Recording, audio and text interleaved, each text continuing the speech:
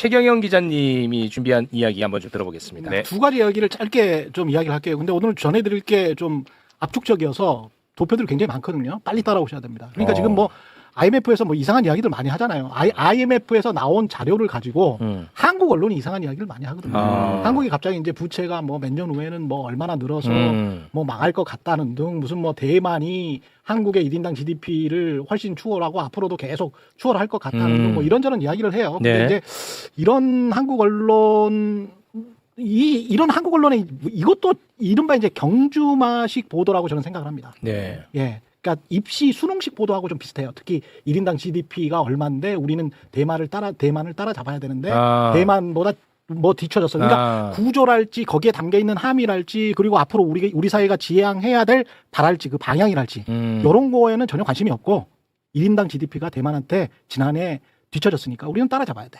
우리가 부채가 앞으로 얼마니까 우리는 부채를 무조건 줄여야 돼. 이게 무슨 수능 보는 것도 아니고 뭔 말인지 그냥 알겠네. 달달달달 전부 다 사람들을 달리게 하는 거거든요. 근데 객관적으로 전반적인 지표를 보고 우리가 어떤 부분은 마음을 놔도 되고 어떤 부분은 계속 성장을 하면서 뭐 따라잡기도 하고 아니면 경쟁을 해야 되고 아니면 어떻게 살아야 되겠구나. 그렇지. 요거를 좀 보여드려야 될 것 같다. 이게 무엇보다 지금 첫 번째는 IMF에서 우리나라가 뭐 5년 후에 뭐 그 부채가 예. GDP 대비 뭐 60%가 넘어간다 뭐 이런 식으로 해가지고 나라 망할 것처럼 계속 이야기를 하고 있잖아요. 네. 그것과 관련해서 김용범 정책실장도 페이스북에 쓰고 뭐 여러 사람들이 썼더라고요. 예, 청와대 관계자들 여러 사람들이 썼는데 그냥 우리나라 언론이나 청와대 관계자들 이야기를 다 무시하시고 IMF 자료를 그냥 보여드릴게요. 네, 있는 그대로 갑니다, 우리는. 있는 그대로 한번 보여드릴게요. 네. 첫 번째 자료를 보면 이게 통합 재정 수준입니다. 잘 안 보이죠? 네, 재정 수지. 예, 제가 제일 밑에 코리아만 뺐습니다. 맨 밑에 맨 코리아. 밑에 우측 하단에 마이너스 0.4라고 돼 있죠. 마이너스 0.4, 2030에. 그렇죠. 2030년에 마이너스 0.4, 그 전에도 마이너스 0.4죠, 계속. 네. 통합 재정 수지라는 거는 정부의 1년짜리 가계부인 거예요. 가계부. 예, 그러니까 가계부라는 게 수입이 있고, 총 수입이 있고, 총 지출이 있어. 그러니까 지출이 조금 많은 거야. 얼만큼 많냐? GDP 대비 마이너스 0.4% 정도 된다. 오케이. 그런 거죠. 그 위에를 보면, 그 위에. 그 위에를 보면 우리가 속해 있는 거는 G20 어드밴스드입니다. G20 선진국에 들어가 있어요. 네. 거기 2030년 뭐라고 적혀 있습니까? 마이너스 4.6. 우리보다 10배 높죠. 그죠? 10배가 훨씬 넘게 높죠. 그러네. 2029년 마이너스 4.5, 2028년 마이너스 4.6. 다 이런 수준이에요. G7도 마찬가지고요. G7은 더 심해. 마이너스 4.9. 그러니까 요거는 이제 그 잘 사는 나라만 묶어놔서 봤더니 마이너스 4.9. 예. 우리는 마이너스 0.4. 마이너스 0.4. 그럼 우리가 그건 건전하네. 완전히 건전하지. 그럼 왜 이 얘기를 안 해? 간단하게 이 자, 한마디면 끝나는데. 그리고 이제 더 봅시다. 더 봐. 그래서 더 본 게 뭐야? 더 본 거는 일반 정부 총부채예요. 지금 아까 본 거는 가계부죠. 가계부가 통합 재정 수지라는 거는 1년의 수입과 1년의 지출을 뺀 거잖아요. 네. 근데 이제까지 부채가 쌓였을 거 아니야. 쌓여 있겠죠. 식탁 개념으로 쌓여 있을 뭐 거 아니야. 그렇죠. 네. 그러니까 총부채. 총부채. 총부채를 GDP 대비 한번 보자는 좋다. 거지. 이거 재밌네. GDP 대비 보자. 그러니까 코리아만 한번 또 보세요. 좋다. 코리아 밑에 보면 59.2, 2030년에 59.2 이렇게 돼 있죠. 우리가 속해 있는 G20 어드밴스드, G20 선진국은 124.4. 뭐야 이거? 맨날 우리나라가 빚 많아갖고 청년들 앞으로 너네가 빚 다 갚아야 된다. 그렇죠. 난리 쳤는데 G7 129. 절반도 안 되네. 전 세계 평균 113. 나 진짜 전 세계 평균 113. 또 당했네. 또 당했어. 자, 그러면 총 부채도 나는 못 믿겠어. 순 부채는 어느 정도 돼? 순부채 가자. 순 부채는 뭐냐면 이거는 지금 자산을 생각을 안 한 거잖아. 정부가 자산을 빵빵하게 가지고 있으면 부채 비율이 높아도 상관없을 거 아니에요. 기업도 내 돈 많아 삼성전자처럼 그 부채 비율 높아도 상관없지. 그렇잖아요. 그래서 총 부채라 순 부채라는 거는 자산에서 부채를 빼고 거기에서 순부채만 남긴 거예요. 그 순부채를 GDP 대비해 보니 얼마더라? 한번 보여주실래요? 좋습니다. 예, 그거는 실그래프예요. 실그래프. 요 맨 밑에 있는 게 한국인가 보네. 한국. 저게 몇 퍼센트로 보입니까? 이게 거의 10%. 10%. GDP 대비 한국은 순부채 비율이 10%. 제일 위에 있는 게 저펜. 일본이 너무 높네. 예, 한 130%. 그 밑에 있는 게 프랑스, 미국, 그 다음에 유럽의 여러 나라들, 그 다음에 우리보다 그나마, 그러니까 다른 나라에 비해서 그나마 건전한 게 독일. 독일이 한 60%. 이거는 근데 우리나라가 건전한 게 아니라 너무 돈을 안 쓰는 거 아니야? 그러니까 늘 그렇게 이야기를 하잖아요. 재정학자들은 이제 우리나라는 너무 빨리 선진국이 되고 너무 빨리 돈을 벌고 그 다음에 너무 빨리 고령화가 됐기 때문에 돈을 좀 아껴야 된다. 그 논리거든요. 돈 써야 돼. 이거 근데 보니까. 이 정도면 예. 이 정도면 조금씩 써도 상관은 없는 정도예요. 사실 누가 봐도. 그러네. 그런데 이렇게 정부 부채를 계속 강조를 하면서 국가에서 돈을 못 쓰게 하잖아요, 언론들이. 맞습니다. 근데 진짜 우리가 걱정해야 될 거는 써야 돼. 민간 부채예요. 그렇지 민간이 문제야. 민간. 예. 왜냐 민간 봐봐. 부채야. 이거 우리나라가 지금 정부 부채가 낮다는 것은 예. 개인이 다 부담을 하고 있다는 거야. 민간 부채가 많다는 거야. 이거는 안 돼.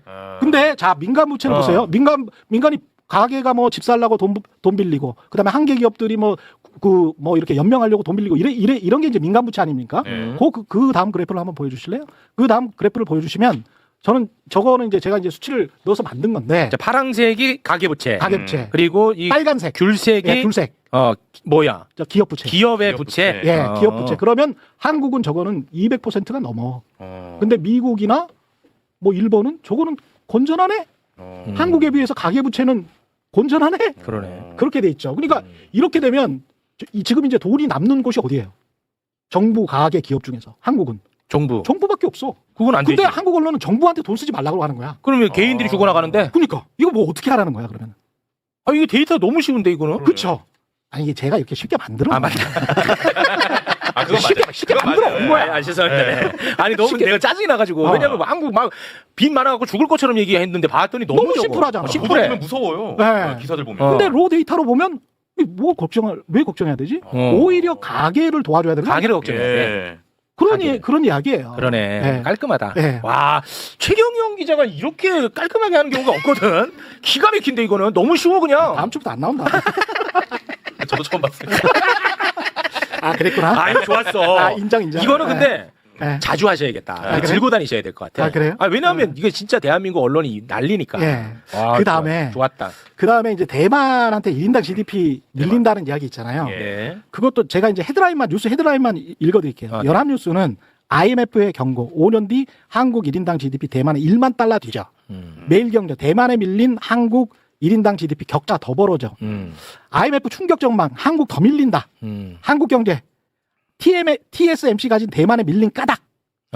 뭐 이런 식으로 나와요. 그렇지. 제가 그 이유를 한국경제가 잘 모르는 것 같아서 설명을 드릴게요. 좋습니다. 이게 뭐냐면 네. 첫째 이렇게 1인 GDP는 뭘로 계산하냐면 달러로 계산하거든요. 달러로 계산하는데 지난 5년 동안에 윤석열이 있으면서 달러 한번 대만 달러하고 저 미국 달러하고 한번 비교한 걸 한번 보여주실래요? 네, 예? 6번인 것 같은데. 인구부터 보여주시면 인구부터 이야기할까요? 인구부터 이야기를 하면 대만은 인구가 2,300만 명이에요. 네. 그 1인당 GDP 사이즈가 크면 1인당 GDP가 자연스럽게 올라가겠지. 우리 그래서 GDP 사이즈가 지금 1인당 GDP가 어떻게 돼 있냐면 일본이 제일 낮고 일본이 한국이 그다음 경쟁국 중에서 한국이 그다음에 높고 대만이 제일 높아요. 근데 이 인구가 일본은 1억 2천만, 한국은 5,200만 정도, 그다음에 대만은 2,300만 정도 되거든요. 네네. 그러니까 딱딱 절반씩이야. 그러면 이게 지금 TSMC가 한참 잘 나갔잖아요. 네. TSMC가 한참 잘 나가서 돈을 많이 벌었어. 경제 성장률이 한 5% 6% 됐어요. 윤석열 때 우리는 완전히 네. 기었었고. 그렇습니다. 그러면 GDP가 팍팍팍 올라가는데 뭐 그렇겠죠. 인구수는 2,300만 명으로 우리보다 절반밖에 안 돼. 그러면 1인당 GDP는 팍 올라가지. 우리는 이제 그만큼 천천히 그 올라가. 반대로 일본에 비해서는 우리가 일본보다는 또 유리하잖아. 오케이. 우리가 5,200만이니까. 그러니까 우리가 PPP 기준으로 한 2, 3년 전에 일본을 앞질렀지. 1인당 기준으로는. 이런 겁니다. 그러니까 인구를 봐야 돼요. 오케이. 그다음에 이제 환율을 봐야 되는데 환율도 대만 환율이 좀 나았어요. 한 12% 정도밖에 지난 5년 동안 안 떨어졌어. 근데 우리는 한 20% 떨어졌기 때문에 GDP를 환산하는 거는 달러 기준으로 달러로 하는구나. 환산하는 거거든. 그러면 달러 기준으로 환산하니까 자기 나라 돈의 값어치가 우리는 더 떨어졌으니까 당연히 1인당 GDP는 더 떨어지는 거죠. 오케이. 예. 뭔 그런데 제가 말씀드린 거 왜 이런 식으로 그러니까 다른 좋은 게 많아. 그럼 경쟁을 하려면 저는 대만한테 제일 부러운 거는 대만의 행복 지수가 굉장히 높아요. 그래요? 대만의 행복 지수가 굉장히 높습니다. 중국이나 한국이나 일본의 행복 지수를 한번 보여주실래요? 그 차이가 많아요. 예, 최근에 나온 건데 2026년 세계 행복 보고서를 보면 예. 중국도 그렇고 한국도 그렇고 일본도 그렇고 중국 65위죠. 65위. 65위. 예, 경쟁을 하려면 이런 걸 경쟁을 해야 됩니다. 중국 65위. 자, 일본은 61위. 와, 일본이 더 61위. 행복하네. 그다음에 한국 제발. 한국 67위. 좋아. 좀 불행하네. 한국은 1인당 GDP가 중국보다 훨씬 높아요. 근데 중국보다 불행한 나라야. 와, 이건 좀 안타깝네. 근데 대만 한번 보실래요? 대만은 몇이에요? 대만 26이야. 26이요. 왜 그럴까? 왜?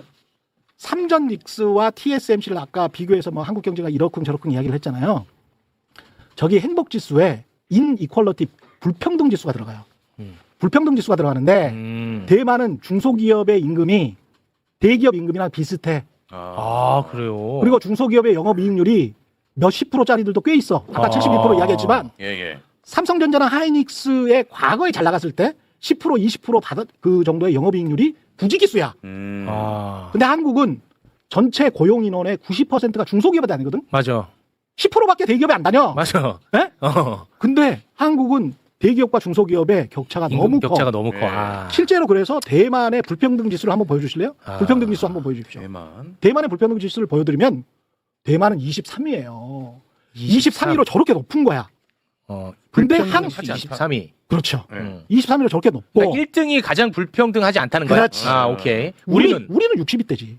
저게 60위대니까 우리가 우리 58위. 그렇게 자꾸 거짓말하지 마. 58위, 58위. 58위잖아. 네네. 그러면 아. 그러면 저게 행복 주스에 영향을 줍니까 안 줍니까? 매우 영향을 주죠. 그러니까 우리가 67위였잖아 아까. 네. 불행한 나라잖아. 아, 그 행복. 차이나보다 1인당 GDP는 훨씬 높아. 우리가 3배나 높아.